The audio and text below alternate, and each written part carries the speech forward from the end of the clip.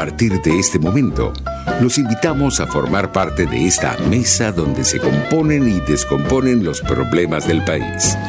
RCR presenta Buen Provecho.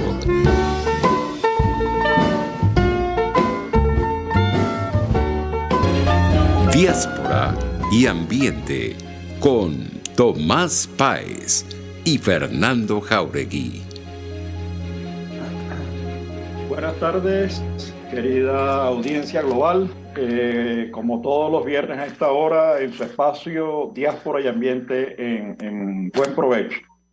Estamos ya en diciembre, estamos entrando en periodo navideño y llegamos a ustedes a través de la emisora que se ve, Radio Caracas Radio, rcr750.com, en cuya dirección se encuentra Jaime Nestares, en la gerencia de producción Willy Zarcaya, en la producción Carla Sons, en los controles José Gregorio González y en la conducción Fernando Jáuregui y este servidor Tomás Páez.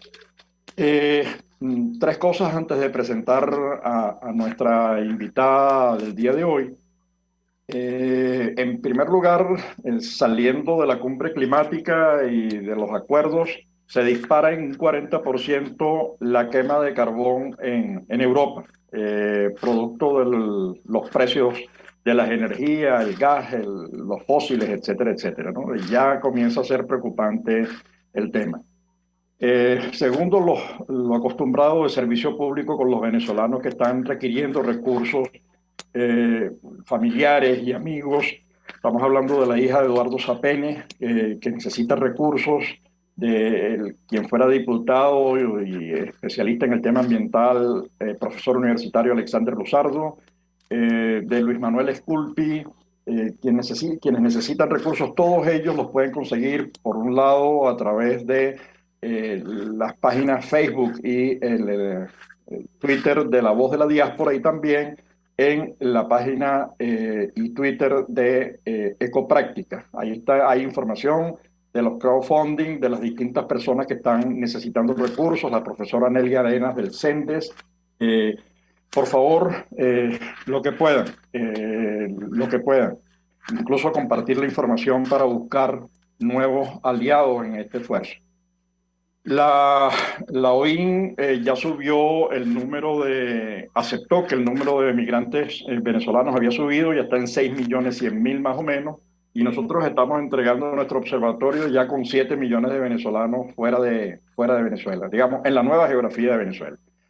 La noticia de ayer, hoy temprano, es que ya tenemos balseros que están llegando desde las costas venezolanas a Estados Unidos. Impresionante, pero bueno, la gente está buscando fórmulas y Estados Unidos sigue siendo un país de destino.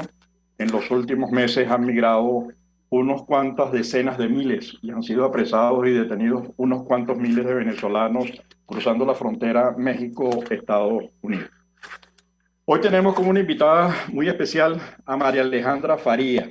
María Alejandra es biólogo marina, es máster, tiene un máster en desarrollo y ambiente en la Universidad Simón Bolívar. El grado lo obtuvo en la Universidad de Oriente, en la UDO. Es especialista en educación ambiental, tiene un montón de guías que después nos va a explicar cómo es la cosa. A mí no me queda claro lo de la guía de la iguana, la guía del tiburón. A mí cuando me hablan de tiburones me asusto. Ha trabajado el tema socioambiental, lo está haciendo en Canadá, en Vancouver, y queremos que nos hable de eso. Pero antes de darle la palabra y agradecer el tiempo que nos está cediendo para conversar con nuestra audiencia global el tema ambiental y lo que es la educación ambiental y los planes socioambientales, Fernando, ¿qué nos dice? Que lo veo callado. Bueno, escuchando, sabes que uno aprende más escuchando que hablando, y que además el papel nuestro es preguntar para que nuestros invitados nos informen, nos eduquen a nosotros y a quienes nos ven por este medio. Hola María Alejandra, bienvenida, gracias por tu tiempo y tu conocimiento. Me encanta el tema de planes socioambientales. De hecho, es hacia lo que nosotros como campaña educativa de Ecoprácticas y la Fundación Ecoprácticas tratamos de estimular como alternativa para el modelo extractivista de oro y petróleo. Y yo quería empezar con que, por favor, nos definieras qué son planes socioambientales y cuál es la necesidad, porque no hablo de la ventaja, hablo de la necesidad imperiosa de que se pongan a funcionar. Buenas, gracias. Muchas gracias, Tomás y Fernando, por la invitación, primero que nada, y por la oportunidad de poder expresar, por supuesto, mis ideas después de un buen tiempo en mi propio lenguaje, en mi propio idioma, en español, después de estar 8 años con el tema ambiental, sobre todo en inglés, aquí en Canadá, en la isla de Vancouver. Para contestar tu pregunta un poco sobre la parte de planes socioambientales, mi fuerte ha sido siempre el ordenamiento territorial, la parte de ordenamiento territorial, sobre todo en la parte marino-costera. Y ahorita me estoy desarrollando desde hace 7 años aproximadamente, muchísimo en el área aquí en Canadá, trabajando con las primeras naciones. La historia de Canadá con sus indígenas, que aquí los llaman las primeras naciones, los indígenas, ha sido muy dura, como todos los indígenas a lo largo de América en general. Y la historia pues ha marcado mucho este presente y cómo se manejan los problemas socioambientales o socioculturales de ellos en sus territorios, y con respecto al petróleo, con respecto a la extracción de gas, con respecto a la extracción de minera, y con respecto a que hay mucha extracción también, por supuesto, forestal. Y pues bueno, todo eso, sabes que Canadá es un país muy grande comparado con la población que tiene, y creo que siempre tuvo la idea de que los recursos son casi que inagotables comparados con las personas que tenemos. Y ahora se están viendo en una necesidad de que no es así, como nosotros pasamos a lo mejor hace 50 años en Venezuela, ¿no? Esa mentalidad, y de decir, bueno, no, eso no es así, tenemos que planificar, tenemos que organizar los recursos que tenemos y la extracción o el uso de esos recursos, siempre respetando o tratando de respetar lo máximo posible los indígenas que están en esos territorios, las comunidades que están en esos territorios, y pensando que la extracción es algo que tiene que ser sustentable o sostenible en el tiempo, tiene que tener o tiene que permitir una extracción a largo plazo, no solo de ese recurso, pero de los otros potenciales recursos que se puedan explotar en esa zona.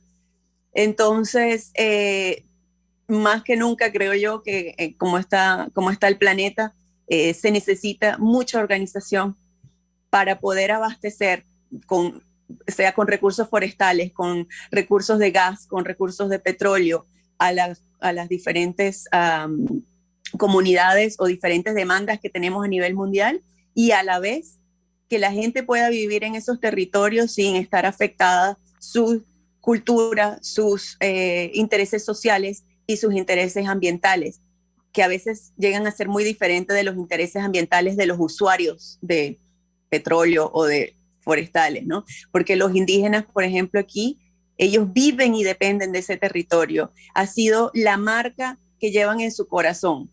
Cada montaña, cada flor, cada árbol que existe es parte de su historia.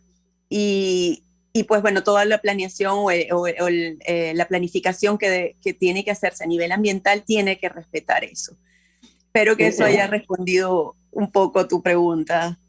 Es un difícil equilibrio, pero estaba pensando, buscando un ejemplo, tú has trabajado en Los Roques, que yo estoy preocupado, no tengo toda la información del mundo, pero pareciera que Los Roques están en un proceso también de destrucción igual que el país, y has trabajado en Margarita, es decir, puedes comparar lo que has estado haciendo y lo que estás haciendo en Canadá, que es esa integración social, cultural, logrando esos equilibrios y económica al mismo tiempo. puedes comparar los logros, los problemas, las dificultades de cada una de esas experiencias, porque me llama mucho la atención, porque tú estás cargada de experiencia, tienes un montón de cosas que contarnos acerca de lo que es educación ambiental. Entonces, te pediría que siguieras. Sí, sí, como mencionas, he estado, por supuesto, trabajé muchísimo tiempo en Venezuela, en Los Roques, en la isla de Margarita, y desde diferentes perspectivas. Trabajé desde organizaciones no gubernamentales o sin fines de lucro. Trabajé con el Instituto de Pesca como directora de ordenamiento pesquero. Trabajé también desde la perspectiva de consultoría ambiental, tenía mi propia consultora ambiental y aquí estoy en ese proceso de reactivarla nuevamente, mi propia empresa. Y también trabajé en Madagascar, en Maldivas, pues bueno, aquí en Canadá. Y como tú dices, hay cosas que la esencia humana, cómo el humano o cómo los seres humanos nos relacionamos con el medio ambiente es una constante. ¿Okay?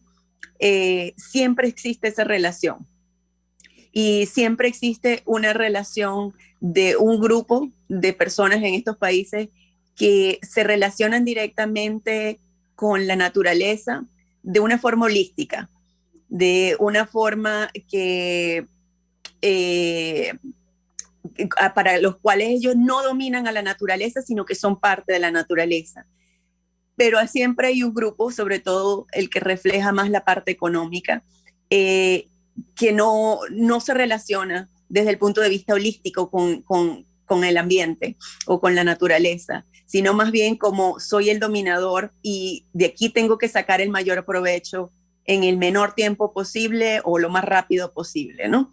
Entonces, siempre existe esa lucha entre los que tienen ese largo plazo, visión holística con el ambiente, de ser parte del ambiente, y aquellos que están desconectados totalmente y creen que el uso puede ser directo y, como dije, en el tiempo menor posible, ¿no?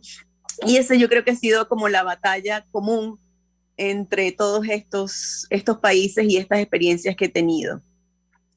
Lo interesante es que sin importar la lengua, el idioma, eh, esas personas que se conectan aquí en Canadá son los indígenas, en Venezuela eran, por ejemplo, los pescadores, los pescadores de Los Roques, los pescadores de Margarita que iban hasta Los Roques también.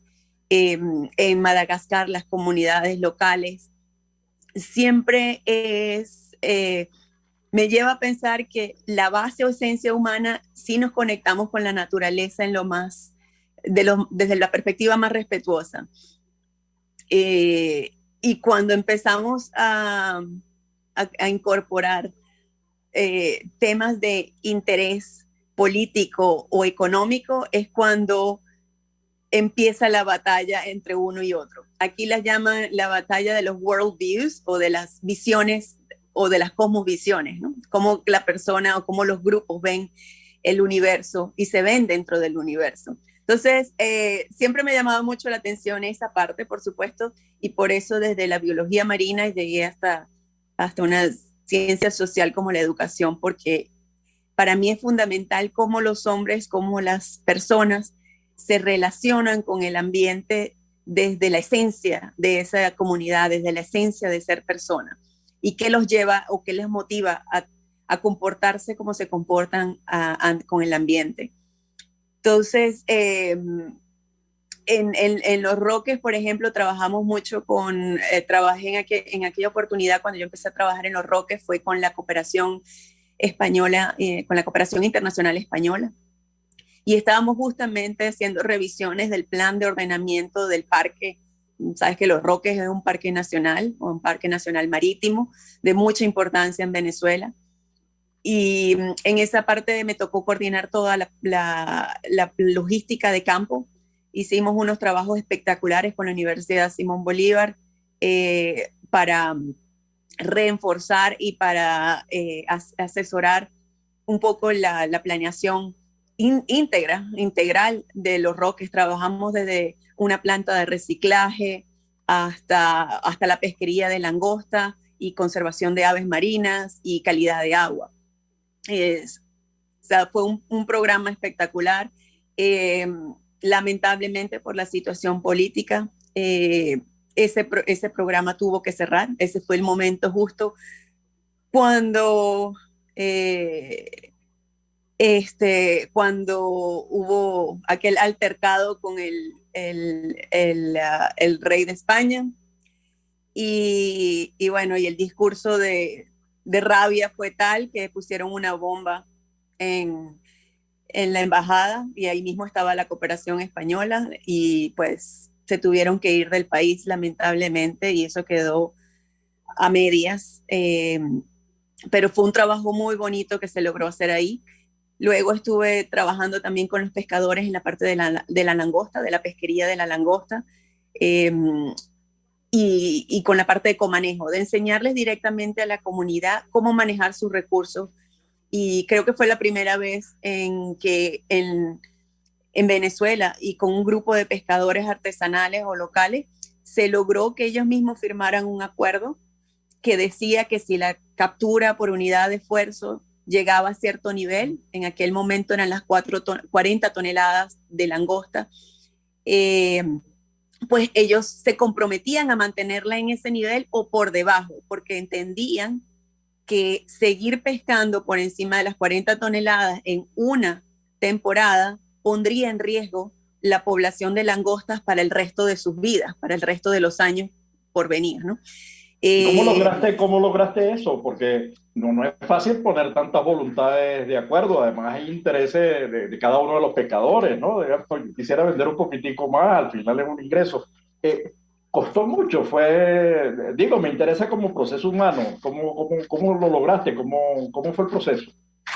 El proceso fue desde que yo llegué a Los Roques, quedarme ahí. Estaba, por cierto, con mi hija, que tenía apenas 6 años. Ella estaba en la escuela local. Fue una inversión total en la comunidad. Y día, noche, yo tenía pescadores en mi casa que comíamos y hablábamos del tema. Y teníamos talleres y les daba prácticamente biología pesquera, temas de biología pesquera, por supuesto, nivel 1, nivel básico, nivel 1, nivel 2, nivel 3, y durante 2 años tuvimos este diálogo. Ya a los 2 años ellos entendieron lo que es un análisis de población virtual, porque yo estaba tomando las medidas de las langostas que estaba tomando. Inclusive, tú tienes razón, por ejemplo, ellos, muchos, sabes que hay una normativa que las hembras no pueden tener huevos cuando las capturan. Sin embargo, eso representa una pérdida para ellos. Llegamos al acuerdo de que si tenían huevos, entonces las poníamos, así fuese, en trampas que ellos tenían, pero en aguas más profundas, para que mientras esperaran ser vendidas pudieran desovar, pudieran poner sus huevos. O sea, entender un poco la biología o mi parte académica que yo había aprendido, y mezclarla un poco con la práctica de ellos. Y ellos sí se habían dado cuenta que en muchos casos habían temporadas en que no lograban pescar la misma cantidad. Entonces, con esa parte de sentido común, más un poco educación ambiental continua desde la base. Ellos siempre, por ejemplo, mencionaban que muchos de los investigadores que iban a Los Roques a trabajar allá venían de Caracas, volaban en una avioneta, 3 días, una semana máximo, con sus playeritos, y después se iban con toda esa información y inventaban cualquier legislación, y los pescadores no estaban al tanto de lo que pasaba, ¿no?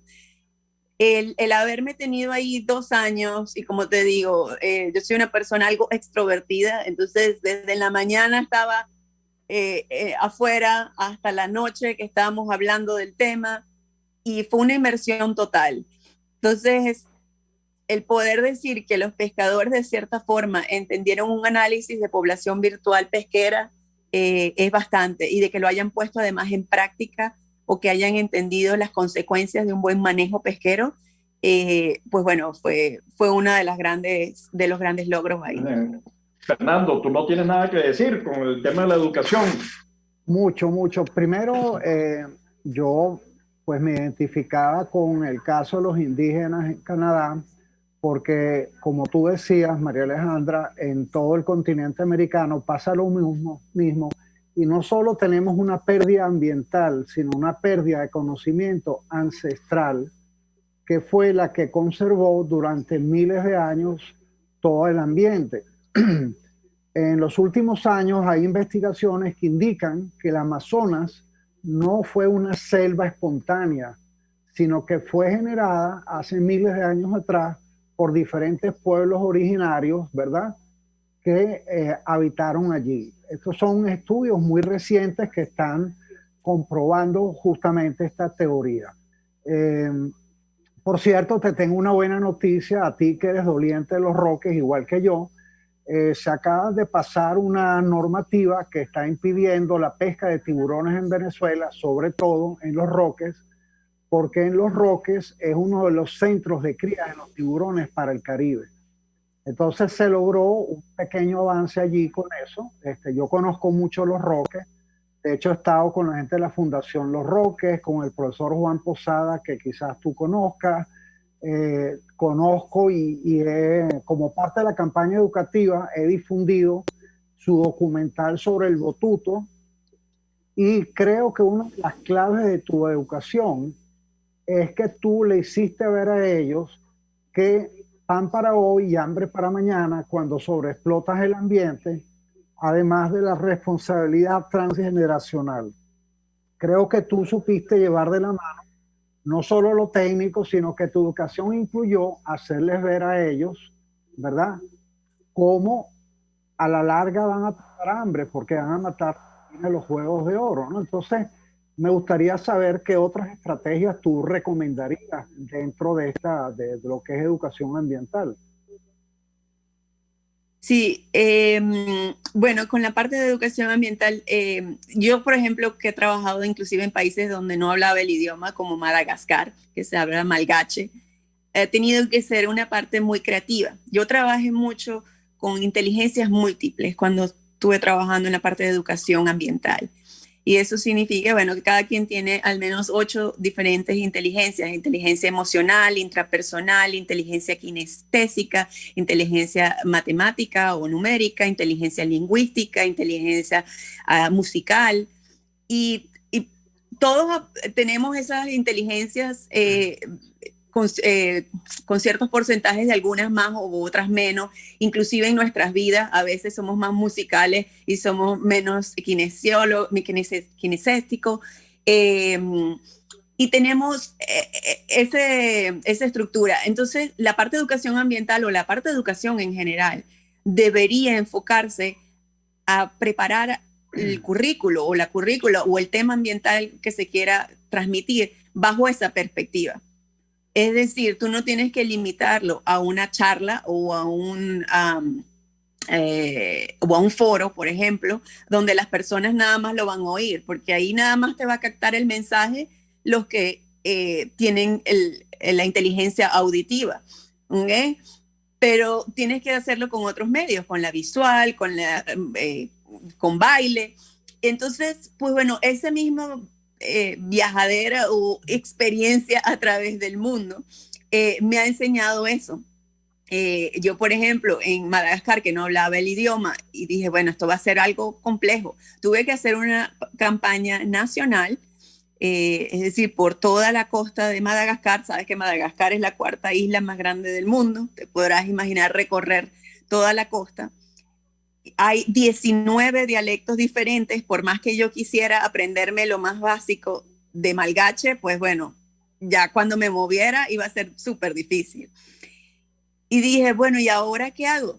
Pues, todo el mundo entiende imágenes, todo el mundo entiende fotos. En ese momento estaba trabajando con ballenas jorobadas y con mamíferos marinos y su conservación. Y bueno, la campaña era ir de pueblo en pueblo, de comunidad en comunidad, y demostrar el desarrollo sostenible de los cetáceos y protegerlos a través del ecoturismo y a través de la artesanía local y ese balance, ¿no? Y pues bueno, lo que se me ocurrió fue hacer un panel de fotos donde yo pudiera demostrar eso. Hice una ballena en metal bastante grande, una ballena jorobada, que en el respiradero, arriba en su respiradero, tenía 4 cubos grandísimos de fotos. Y cada cubo representaba un área a balancear: la económica, la social, la cultural y la académica. Y cada foto representaba, por ejemplo, en la académica teníamos estudiantes haciendo análisis de las ballenas. En la parte de ecoturismo teníamos los hoteles o las fotos de los barcos haciendo avistamiento de ballenas. En la parte cultural teníamos a las artesanas haciendo collares en forma de ballena. Claro, de ahí no necesitas el idioma, lo que necesitas es ver la imagen y interactuar con la escultura. Porque yo lo que hacía era jugar con las comunidades a quitar un cubo. Si quitábamos un cubo, la ballena se desbalanceaba y se desbalanceaban los otros cubos. Entonces, pues bueno, esa fue mi campaña en Madagascar. Fue jugar con las comunidades, llevar esta escultura de ciudad en ciudad, de pueblo en pueblo, llamar a la comunidad. Allá son como los venezolanos, son muy festivos. Tener una música, sin tener que hablar el mismo idioma, ellos entendieron lo que era el equilibrio del desarrollo sustentable, de que si quitamos uno de esos cubos, pues nuestra estructura se desbalancea y perdemos ese balance. Entonces ha sido siempre ese balance de creatividad en mi vida. He trabajado también con la parte, por supuesto, de guías, que las mencionabas, Tomás, las guías con la Fundación Polar. Claro, pero de eso nos vas a hablar para el segundo segmento, porque vamos a ir cerrando este primer segmento. Yo estoy sorprendido de la creatividad, ¿no? de esa forma de manejar frente a una cultura que desconoce, cuya lengua desconoces, ¿no? Me llama muchísimo la atención, además me parece muy potente lo que estás haciendo. Pero al regreso quisiera que nos hablaras, empalmando con esto, el tema de esas guías, porque hablas de la guía de la iguana, a mí me da miedo el tiburón, entonces la guía del tiburón, ¿qué papel juegan? ¿Cómo se hace eso? Y la última preguntita que quería dejar por allí es que, ¿cómo pensar, tú que ya llevas unos años fuera, cómo pensar el tema del papel de la diáspora, de esas capacidades que están fuera de Venezuela en este momento o que están en la nueva geografía de Venezuela, pueden participar en la reconstrucción económica de esos 4 cubos, lo que tú hablas, con la ballena de Venezuela? Pero eso al regreso y en el segundo link.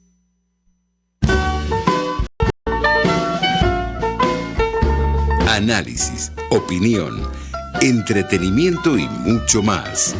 Escuchas Buen Provecho por RCR 750, la radio que se ve. Sintonícenos a través de Periscope, @RCR750, la radio que se ve. Mis amigos, quiero hablarles de Dilab Biodiagnóstica, un nuevo laboratorio clínico con un concepto original. Además de estar dotado con los equipos de la más reciente tecnología y el personal de más alta calificación, Dilab Biodiagnóstica te ofrece ambiente y trato amables y los precios más económicos en todos tus exámenes de laboratorio. Pide tu cita en el 0212-945-5788. Dilab Biodiagnóstica, precisión y confianza en laboratorio clínico. Antes de empezar el día, entérese de lo que acontece en el país junto a Pedro García Otero en Titulares de la Mañana. De lunes a viernes a las 6:30 de la mañana. Acompáñelo y empiece su día bien informado. Titulares de la Mañana con Pedro García Otero. Solo por RCR 750 AM. Porque lo bueno une. Pluralidad contigo. Respeto contigo. Responsabilidad contigo. Libertad contigo. Estamos contigo y punto. De lunes a viernes a la 1 de la tarde. Contigo, solo por RCR 750 AM. Porque lo bueno une. Voz de América. Información precisa, completa, veraz, objetiva e independiente. Directo a tu pantalla. De lunes a viernes a las 2 de la tarde por RCR 750. RCR 750 AM. Porque lo bueno une.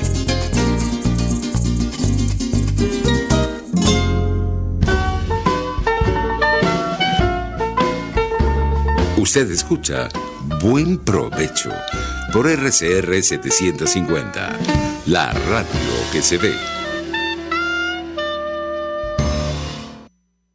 Bueno, ya de regreso a nuestro segundo segmento, Diáspora y Ambiente en Buen Provecho, con Fernando Jauregui y este servidor Tomás Páez. Estamos con una invitada muy especial que además es capaz de hablar donde no maneja el idioma. Yo estoy sorprendido con lo de Madagascar. No logro, pero me lo imagino. Sí, me imagino que la gente puede ver imágenes y entender ese equilibrio del que tú hablas.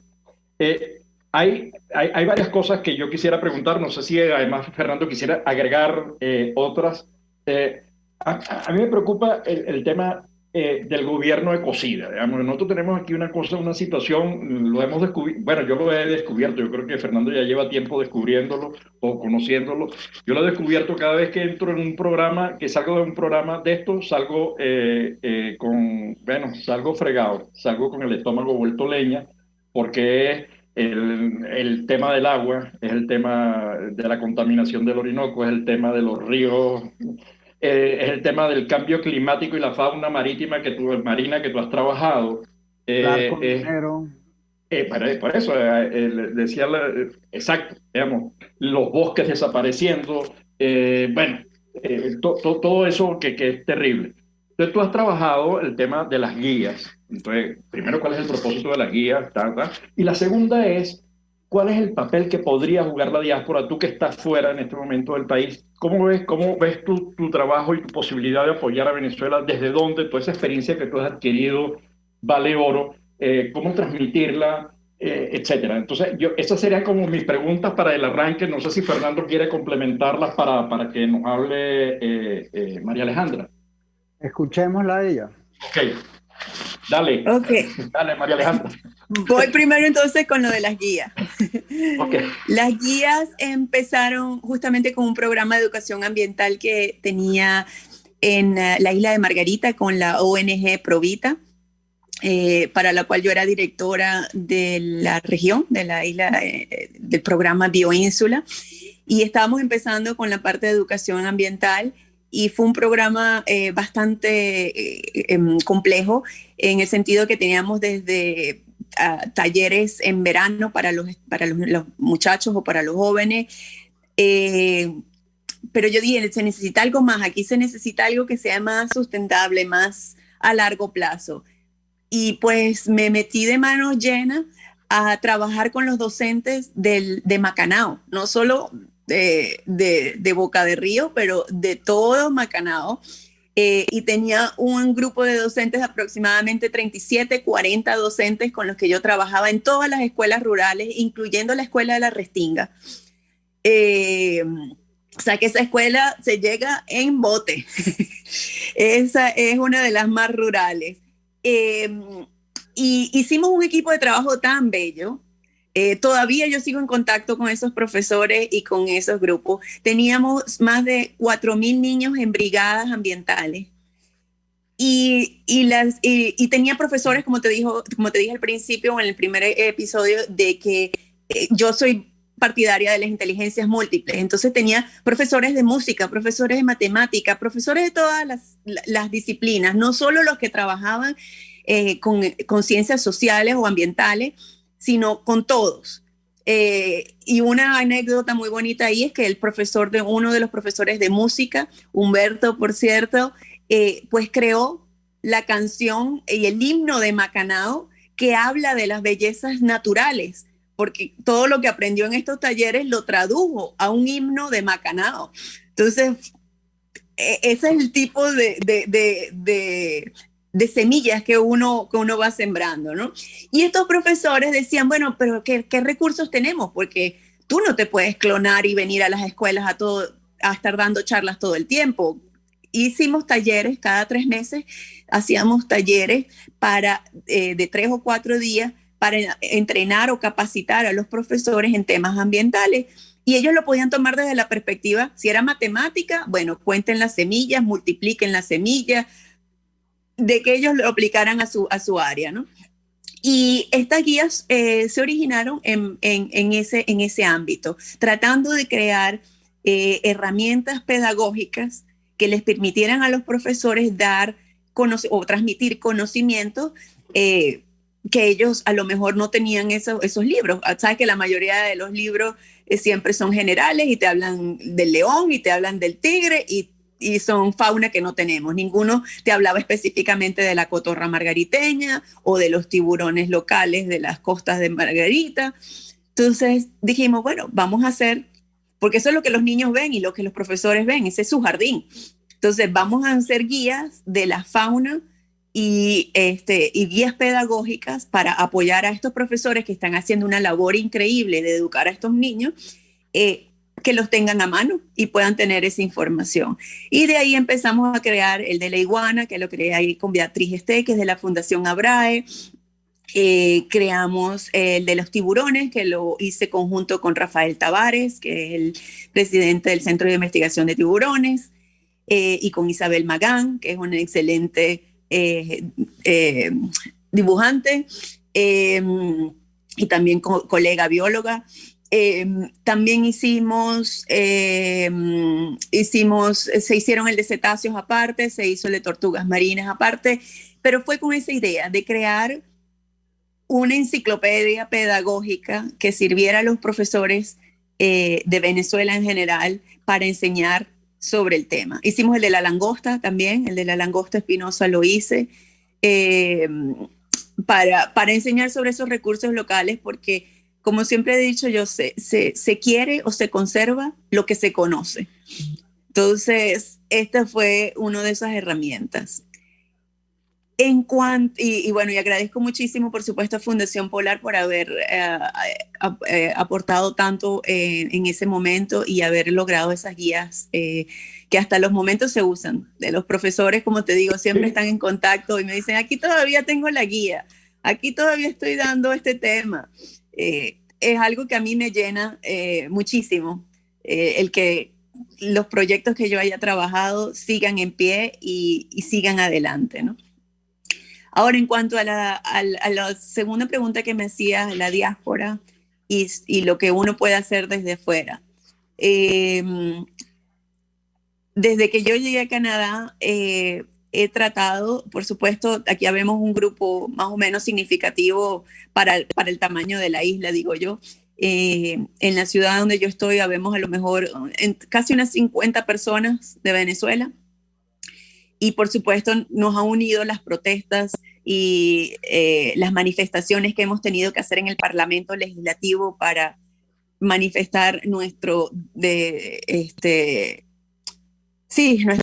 discomfort, nuestra visión sobre lo que, nuestra protesta. Desacuerdo. El desacuerdo con cómo se lleva la política en Venezuela en estos momentos. Y pues bueno, sí, nos hemos visto en esas protestas y hemos hablado y nos hemos conocido.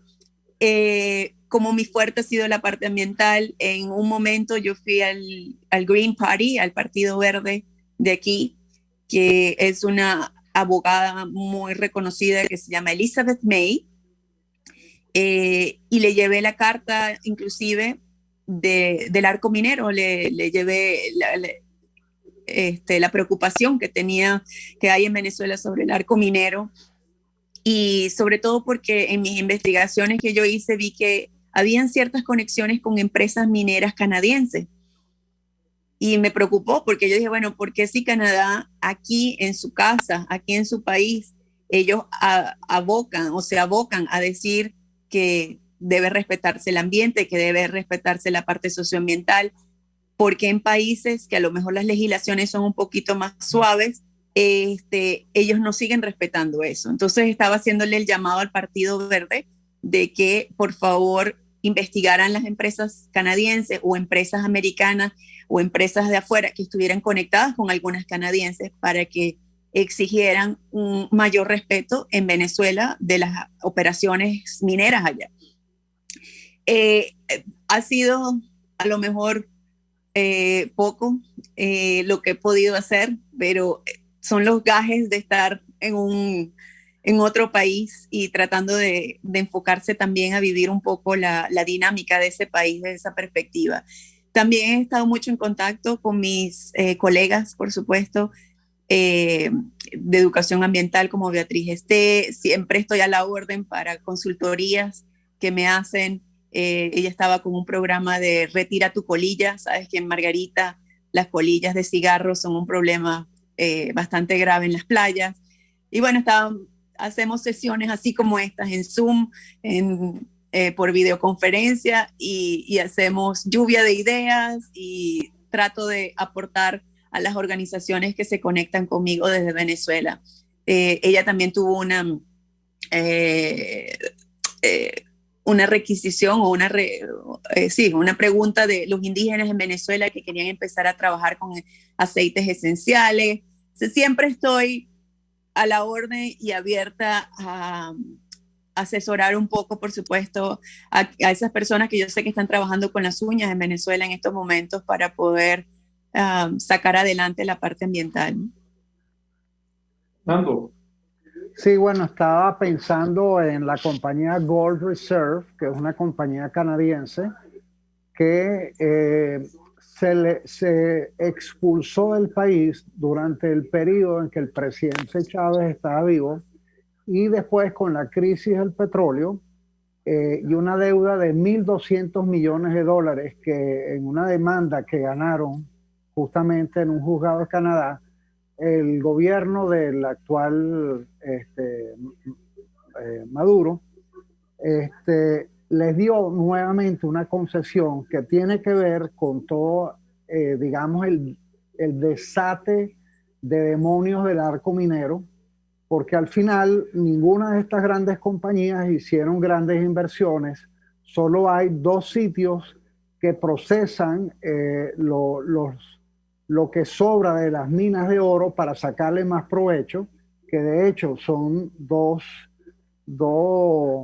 facilidades gubernamentales que compran justamente los desechos de los sedimentos de la minería ilegal que ocurre en el arco minero. Entonces estamos viendo esa complicidad y lamentablemente a Gold Reserve se le volvió a dar esa, que al final no lo usó por todas las cosas un poco fuera del sentido común que ocurre en Venezuela, porque en teoría es un punto muy concentrado donde ellos estaban cerca de las Cristinas, pues había suficiente oro para solo sacar de ahí oro y no perjudicar nada más, y esto se ha extendido hasta el Parque Nacional Canaima, que además es Patrimonio de la Humanidad, ¿no? Yo, por cierto, voy a aprovechar tu información de las guías de la Fundación Polar, porque yo, entre otras cosas, trabajo con las escuelas de Fe y Alegría. Voy a empezar también a trabajar con la Hermandad Gallega de Venezuela, que tiene una escuela enorme desde kinder hasta 5º año. Y bueno, un poco refrescar, como tú me has refrescado. Tú no puedes ir a todas las escuelas, pero puedes trabajar con los profesores y capacitarlos, ¿no? Entonces ellos se van a convertir en una fuente de difusión. Además que ellos son influencers, ¿no? O sea, el influencer no es el tipo que está detrás de una computadora, sino ese maestro o maestra de Fe y Alegría que está en la pata de un cerro trabajando con esos muchachos, mejorando su educación. Entonces, bueno, me acabas de refrescar y remover algunas cosas allí bien interesantes. Antes de darte la palabra, María Alejandra, porque bueno, ya yo creo que te salió una asesoría e incluso la posibilidad de formar multiplicadores, y ya estamos viendo una posible acción de la diáspora utilizando a los maestros que ya tiene y a los docentes que ya tiene Fernando en su proyecto. Yo creo que ahí se podría sumar en todo caso. A ver, lo que tú acabas de decir con lo del Partido Verde me llama poderosamente la atención por varias razones. Uno, porque es la labor de documentación y denuncia, ¿no?, que hace la diáspora, que es, mira, tenemos un problema con el arco minero, ahí está participando además empresas canadienses. Estaba viendo, por cierto, en estos días un programa con el Amazonas, con lo que está ocurriendo en Perú, que las magnitudes son inferiores a lo que está ocurriendo en Venezuela, y yo no me quiero imaginar, después de haber visto lo que vi en el Amazonas de Perú, en el Amazonas peruano, destruyendo para extraer algo de oro, yo no me quiero imaginar lo que debe ser el Orinoco, porque además nadie lo puede ver, es una cosa como un coto cerrado de los depredadores, pues el ecocidio que se está cometiendo allí. Pero esa es una labor de denuncia. Hay una segunda labor que yo digo, pensando en Canadá, pues Canadá tiene un mensaje para el ambiente, tiene políticas ambientales.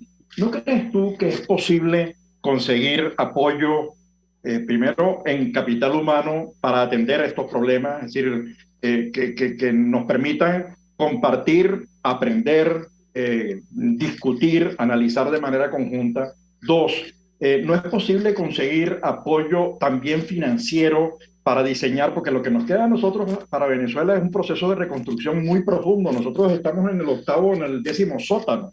Entonces, salir del 10º sótano y llegar a coger aire va a requerir muchos recursos. Y cuando digo recursos, no solamente estoy pensando en divisas, estoy pensando también en recursos humanos, en experiencia, en formación, en la experiencia de las escuelas, cómo multiplicar, sumado a las experiencias que ya tú has acumulado y otras instituciones como Ecopráctica también, digamos, cómo hacer.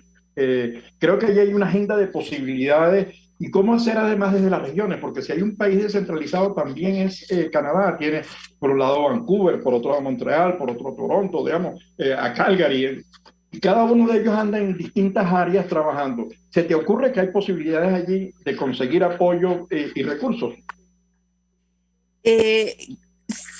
Siempre hay. Lo que ha cambiado es un poco la dinámica, y a lo mejor esas áreas a explotar, ¿no? La cooperación internacional, que es donde se pueden manejar los fondos de Canadá para iniciativas como la que me estás diciendo, ¿verdad?, que son fuera del país, se manejan a través del Global Affairs Canada. Y este Global Affairs Canada en un principio tenía en Venezuela, cuando Venezuela tenía embajada canadiense, tenía una sede de la cooperación internacional canadiense, y se manejaban fondos como, creo que hasta ahorita, creo que el único que lo maneja es la embajada de Inglaterra, y pocas embajadas, y como la que mencioné de España, que tenían como una agencia de cooperación internacional adjunta a la embajada.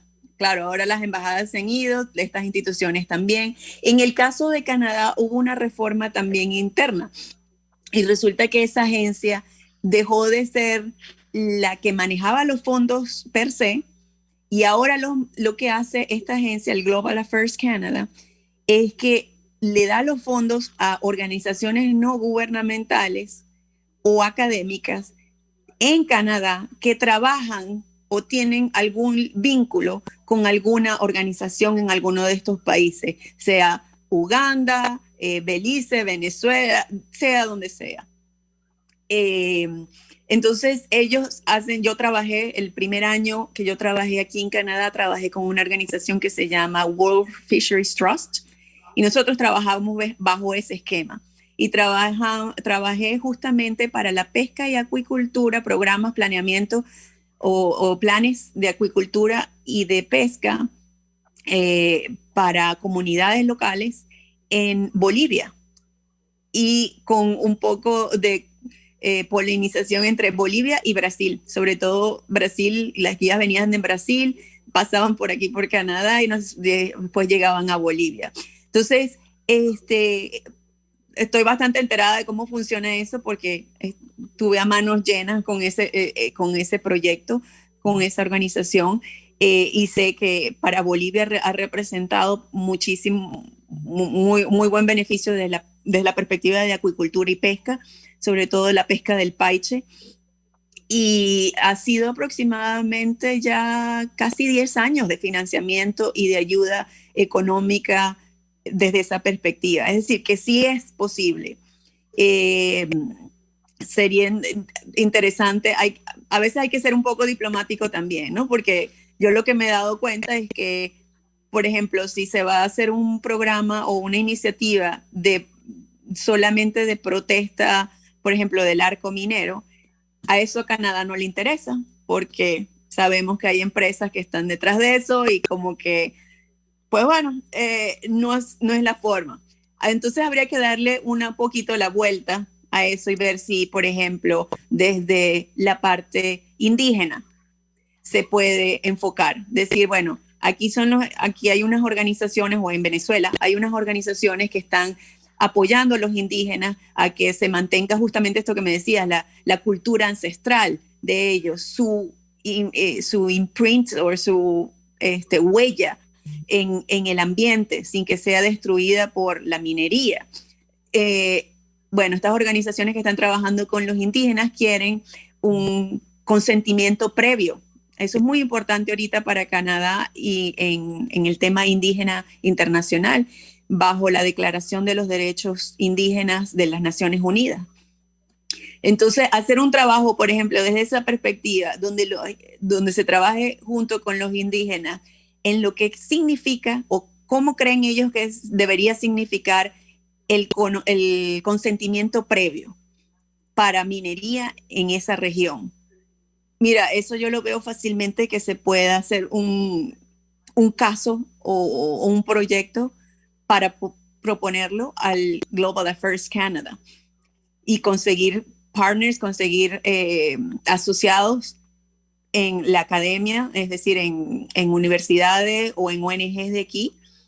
Yo también fui miembro del directorio del grupo de ONGs, de organizaciones no gubernamentales en Canadá, que se manejan bajo el Global Affairs Canada. Entonces, pues trabajé con ONGs que trabajan o tienen los links con Tanzania, en África, en Israel, y pues sí es posible crear ese network o esa red desde acá. Pero fíjate, nosotros tuvimos en el programa a la gente de Montpellier, que es el proyecto Guatuna. De hecho, están ahora haciendo un evento aniversario con Navidad, tratando de recuperar recursos. Bueno, porque el tema de los indios yecuana es terrible, la situación. Entonces, pensar en un programa, yo lo que haría es que, o nosotros lo que podríamos hacer, Fernando y yo, es ser puente para que se contacten contigo a ver si se explora alguna posibilidad desde Montpellier y desde esta organización Guatuna que han venido haciendo un trabajo desde hace mucho tiempo y además es la conexión Francia-Canadá que siempre ha sido muy sólida, que puede servir de mucho. Bueno, ya estamos llegando al final del programa. Desgraciadamente, la verdad que estoy aprendiendo esa idea de la ballena con los cuatro, se me quedó clavadita de cómo articular distintos intereses, porque que pueden ser contradictorios y yo creo que es un mensaje clarísimo. Yo quiero darte las gracias de verdad, María Alejandra, por el trabajo que haces en primer lugar y por el tiempo que nos has cedido para compartir tu experiencia y tu conocimiento con nuestra audiencia. Para mí esto es un curso, para mí es un aprendizaje. Fernando, ¿qué nos va a decir usted para despedir este programa antes de que nos la cierre María Alejandra? Bueno, primero que todo agradecerle, ¿verdad?, a María Alejandra por su tiempo. Yo he refrescado cosas para la campaña que tiene Ecoprácticas.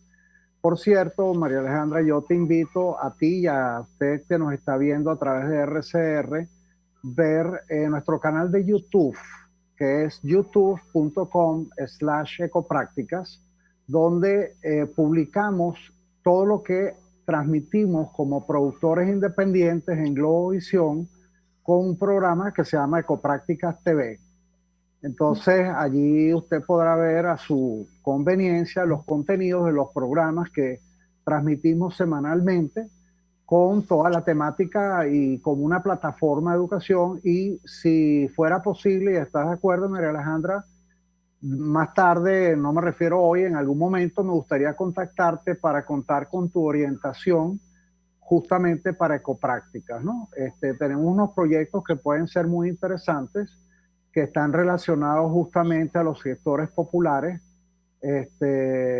Y bueno, mira, me acabas de refrescar, aparte de los talleres de huertos en las escuelas de Fe y Alegría, donde lo hacemos con los estudiantes y profesores, mira, armar un tinglado con profesores en muchas escuelas de Fe y Alegría para que ellos a su vez multipliquen.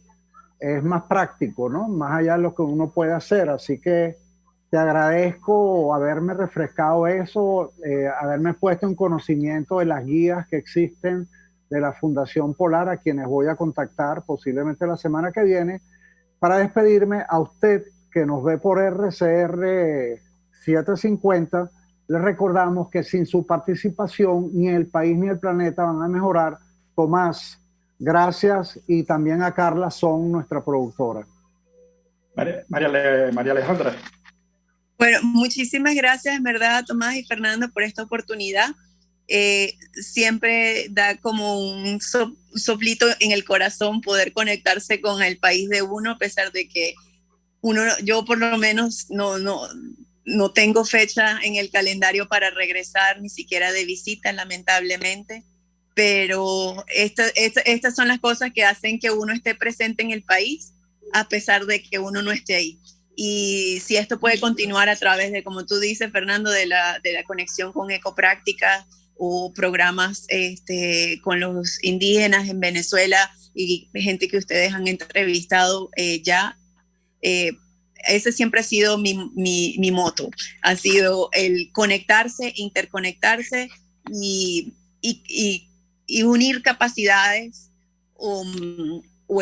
capacidades de cada quien para una sola visión, ¿no? Que es justamente proteger el planeta y protegernos al final a nosotros mismos, porque si no protegemos donde nosotros vivimos y donde estamos, ¿qué estamos haciendo al final, no? Sí que, bueno. Y les agradezco también porque tras mucho tiempo trabajé en radio en Margarita y sé que esa es una labor también de educación ambiental muy importante, así que les deseo lo mejor para que sigan con este programa y es parte justamente de esa misión. Bueno, mil gracias de verdad, María Alejandra, mil gracias a nuestra querida audiencia global y bueno, seguimos en contacto a través de su programa Diáspora y Ambiente en Buen Provecho. Diáspora y Ambiente con Tomás Páez y Fernando Jáuregui.